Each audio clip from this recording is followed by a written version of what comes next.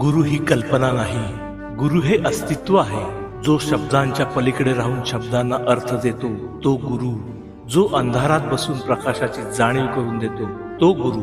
आणि म्हणूनच गुरुपौर्णिमा हा दिवस केवळ उत्सव नसून ते एक स्मरण असते, स्वतः डोकावण्याचा दिवस. आपण अनेकदा गुरु या शब्दाला व्यक्तीशी जोडतो. एक चेहरा, एक नाव, एक रूप. पण गुरुतत्व हे रूपाच्या पलीकडचं आहे. गुरु म्हणजे तो बोध जो आतून जागा होतो. गुरु म्हणजे ती जाणीव जी सांगते हे खरं आहे आणि हे मायेचं जाळं आहे. शरीराने गुरु समोर असो वा नसो, त्याचं तत्व सतत कार्यरत असतं. कारण गुरु शिकवत नाही, गुरु घडवतो.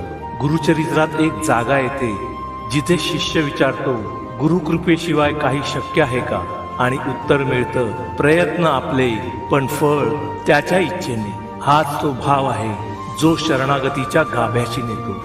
अहंकार सांगतो मी करतो, पण गुरुतत्व सांगते मी केवळ माध्यम आहे. या दोन जाणीवामधला फरक समजला की साधना सोपी होते.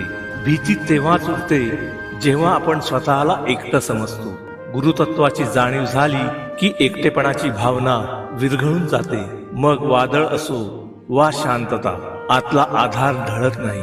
नामस्मरण हा गुरुकृपेकडे नेणारा सोपा मार्ग आहे. नाम घेताना बुद्धी शांत होते, मन स्थिर होते आणि हळूहळू अहंकाराची पकड सैल होत जाते.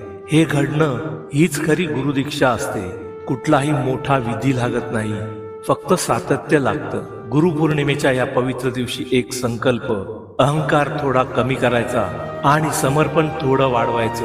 बाकी सगळं गुरुतत्व स्वतः सांभाळून घेतं. ज्याने शरण जायला शिकवलं तोच आपण शरण गेल्यावर आपला हात धरून पुढे नेतो.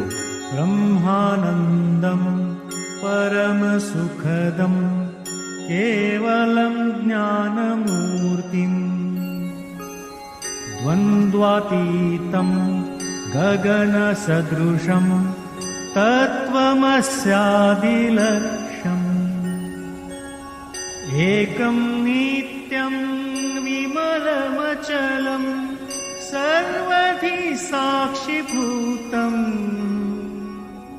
भावातीतं त्रिगुणरहितं सद्गुरुं नमामि.